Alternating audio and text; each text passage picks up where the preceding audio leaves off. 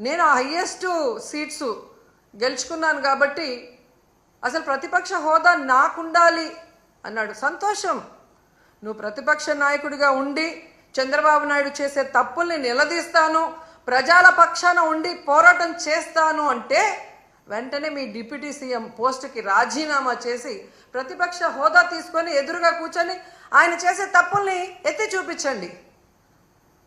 ఆ పని మీరు చేయలేరు కదా.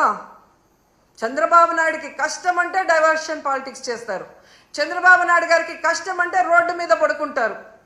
కానీ ఈ రాష్ట్రంలో ఆడపిల్లలు రేప్ అవుతున్నా, మర్డర్ అవుతున్నా, విద్యార్థులు రోడ్ల మీదకి వచ్చి చెప్పులతో కొట్టుకుంటున్నా వాళ్ళకి జరిగిన అన్యాయానికి మీరు హాస్పిటల్ బెడ్ మీద పడుకొని ఏమీ విన్నట్టు ఉంటారు. ఎన్నికల ముందు మీ స్పీచ్లో ఆవేశంగా మీరు చెప్తుంటే నిజమని నమ్మిన వాళ్ళు ఈరోజు వాళ్ళ చెప్పులతో వాళ్ళు కొట్టుకుంటుంటే అయినా మీకు అర్థమవుతుందంటే అది కూడా అర్థం కాకుండా మళ్ళీ జగనన్నను బ్లేమ్ చేస్తున్నారు.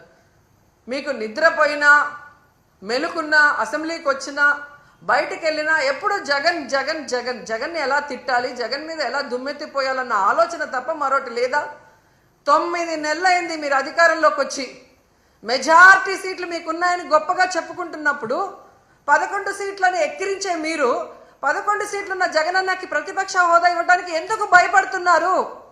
ఒకవేళ మీరు గవర్నర్ స్పీచ్లో చెప్పినట్టు గత ప్రభుత్వంలో జగన్ గారే తప్పులు చేయడం వల్ల నష్టపోయి ఉంటే ఆయన ప్రతిపక్ష హోదా ఇస్తే అసెంబ్లీకి వస్తారు కదా, అప్పుడు నిలదీయండి, ప్రూఫ్లు చూపించండి.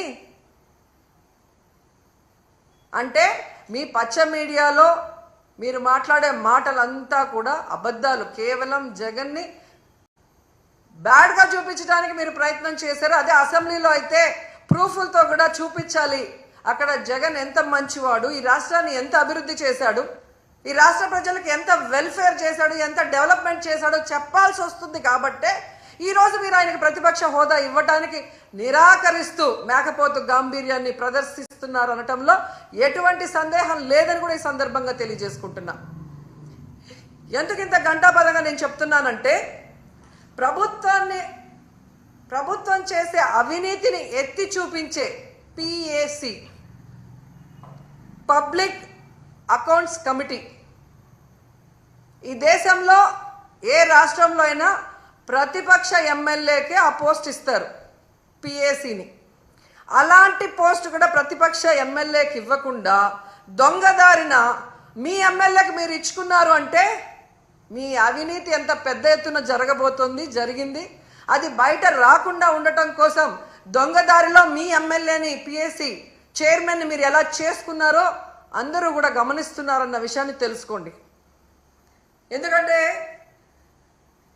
దేశంలో ఏ రాష్ట్రంలో లేనటువంటి విధంగా ఈరోజు ఈ PAC చైర్మన్ని మీరు తీసుకోవటం అనేది చూస్తుంటే, గతంలో ఎక్కడో విన్నాను తాలిబన్ల పాలనలో మాత్రమే ఇలా జరిగిందని, తర్వాత నారా చంద్రబాబు నాయుడు గారి పరిపాలనలోనే ఇలా జరిగిందనేది చరిత్రలో చరిత్రహీనుడిగా మీరు నిలిచిపోతున్నారని కూడా ఈ సందర్భంగా తెలియజేసుకుంటున్నా. అండ్ ముఖ్యంగా మీరు చూస్తే ఎంత విచిత్రం అంటే అసెంబ్లీకి TV9 రాకూడదంట, NTV రాకూడదంట, 10TV రాకూడదంట, సాక్షి రాకూడదంట. వీళ్ళకి భజన చేసే భజన పచ్చ ఛానళ్ళు మాత్రమే అసెంబ్లీకి రావాలి అనుకుంటున్నారు అంటే వీళ్ళ మీడియాలో వీళ్ళు వండి వార్చిన అబద్ధాలనే అందరూ చెప్పాలి, లేదంటే రానివ్వము